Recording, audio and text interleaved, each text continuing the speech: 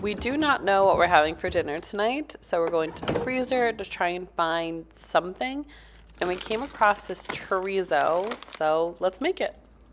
So we are making some chorizo tacos. We're going to boil our potatoes, saute our onions and tomatoes, and then cook up this chorizo. In a little bit of oil, we're going to saute our onion and our tomato. While that is cooking, we're going to boil up our potatoes. This is what the tomato onion mixture is looking like. We're going to set it to the side. And now we're going to cook the chorizo per instructions.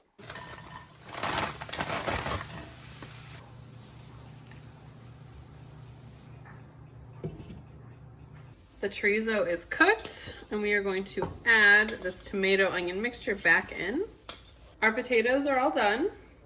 We are going to put our mixture on in. And then with our meat masher, we are just going to mash everything together. So I took the filling and filled the tacos best I can. So far they don't look that great, but they smell incredible. I have a little bit of oil heating up here. And we're just gonna put our tacos in the hot oil so both sides can get nice and crispy. I decided to just top mine with a little bit of cheese, but you can add whatever you like. Tonight's dinner is going to be really easy, just meatball sliders. We have some Hawaiian rolls that need to get used up. We've only eaten about, a quarter of them. I have pizza sauce. You can see here we only have a little bit left, so we will use all that up. Some cheese of choice and meatballs that have been in our freezer for a while. And for the side, I have some potatoes that I prepped that we'll just throw in the air fryer. So first, we're just going to heat up our meatballs, and we are going to add our marinara or our pizza sauce, whatever you have on top, and cook until fully warmed up. While the meatballs are heating up, over here I have sprayed our pan and I've got our Hawaiian rolls in here. Now you can, if you want, cut them in half and do like kind of full sandwiches. I'm gonna cut little indents and just have it be kind of like an open face sandwich. I went ahead and cut some holes, and I'm gonna add a little bit of cheese into each of them and then put the bread right on top and kind of smush it down so there's a nice layer of cheese in there. Now that our meatballs are all cooked, go ahead and we are just going to place them right in. Go ahead and push them on down and do that to all of them. We are going to go ahead and top everything with a little bit more cheese. I'm going to go ahead and just add a little bit of like garlic butter. I just melted some butter and added some garlic and some Italian seasoning to it. Bake this at 375 for about 15 minutes. And here's what dinner's looking like. We each got about 3 subs and some fries. Tonight for dinner, we're making enchilada meatballs. You need corn, black beans, enchilada sauce. We're gonna thaw out some meatballs, some fiesta style cheese. We're gonna serve ours over rice. The meatballs have thawed and I've cut them all just into little quarters. And we are just going to rinse our black beans, drain our corn, and we're just gonna dump all of this into a casserole dish. To our greased casserole dish, we're going to add in all of our meatballs. We're going to drain our corn and add that. Drain and rinse your black beans. We're going to add in our enchilada sauce and 1/3 cup of our fiesta cheese. Give this a quick mix. We are going to tightly cover in tinfoil.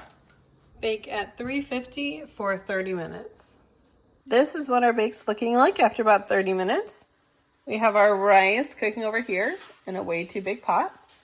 And now we're going to sprinkle 1 more cup of cheese on top. And now we're going to bake it for another 10 minutes. We topped ours on white rice. You can put it on whatever you'd like and add any toppings that you like avocado, sour cream.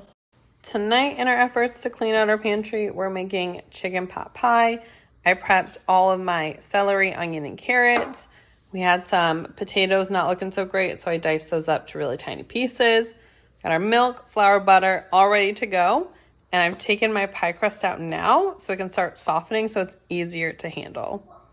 We're going to start by melting our 4 tablespoons of butter.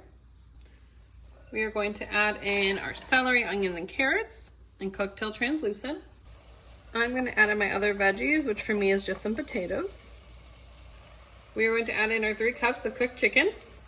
We are going to add in a 1/4 cup of our flour. Once the flour is well incorporated, add in your chicken broth slowly. Give it a mix and keep adding. We are going to stir and let this thicken up for, 3 or 5 minutes or so. We're gonna add a little bit of time, or a lot of time. Now that this has thickened, we're gonna add in our milk, give it a stir, and we're gonna let this thicken for another minute or two while we prep our pie crust. Our pie crust has been sitting out, so I was able to put one layer down. And then we're just gonna take our little filling and fill it up about 3/4 the way. Right. And now we're just gonna put our top layer. Now we're gonna vent some holes. We are going to bake our pie crust for 40 to 45 minutes at 375. The crust did not get as golden-y as I would like, but chicken pot pie is a great way to clean out your fridge, and this is so filling and so hearty. Thank you guys so much for joining me today. If you like this kind of content, give this video a thumbs up and subscribe. I will be sharing more ways that we are eating through our freezer and pantry, which will hopefully give you some inspiration to use up some things that have just been sitting there for a while. Now, my favorite clear out of the pantry is definitely a chicken pot pie, because one recipe makes enough filling for 2 pies. I actually ended up taking half of my filling and putting it in the freezer for future dinner. It's already all put together. But what's great is you can add whatever you want into it. I tend to always add potatoes because I have that on hand, just throw in another veggie. But you can add in whatever you like. You can use a different kind of meat. Anything you have on hand, just clear out that fridge, throw it in a pie. Golden crust, it's really good. The meatball subs, they're always a winner in my house. A good, easy way to just kind of pair stuff together, and really a low stress dinner for any night. Now, the enchilada meatballs, I didn't think were that great. They didn't have that great of a flavor to it. I may try that again with a different kind of meat, maybe like a chicken, something that'll more absorb those flavors, because the meatballs really didn't. And the chorizo tacos were probably the biggest disappointment of the week. And it could have been one of many things that went wrong. The chorizo was one of those plant-based kind of things that we've had in the freezer for a while. So maybe that was it. We could have used too many potatoes. That's very likely, because the smell was so good that I was so excited for it. And then the flavor was not there. So I don't know. I think we'll try some variation of that another day, but I don't think I'll be buying that type of chorizo again. Well, again, thank you guys so much for joining me, and I will see you all on the next one. Bye.